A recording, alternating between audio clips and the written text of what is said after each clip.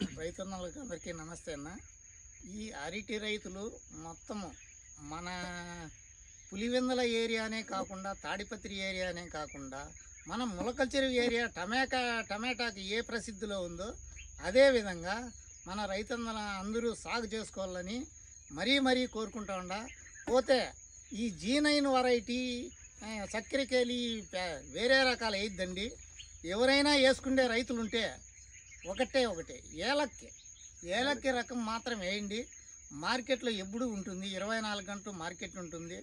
రైతు కూడా నష్టపోకుండా ఉంటాడు. మేము తెలియక మాకు చెప్పే గైడెన్స్ లేక ఇప్పుడు మేము ఈ G9 వెరైటీ వేసాము.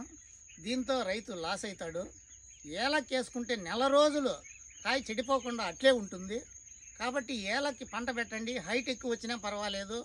దానికి వేరే స్టే వైర్లు మాదిరి ఇప్పుడు వైర్ వచ్చింది, దాన్ని కట్టుకొని పంట నిలబెట్టుకుంటే రైతు నష్టపోకుండా, లేబర్ ప్రాబ్లం లేకుండా, రోగాలతో ఇబ్బంది లేకుండా ఈ ఏలక్కి వెరైటీ వేసుకొని రైతులు పండించుకొని బాగుండాలనే ఉద్దేశంతో ఈ యూట్యూబ్ మా శంకర్ గారికి పదే ధన్యవాదాలు తెలుపుకుంటూ నమస్తే.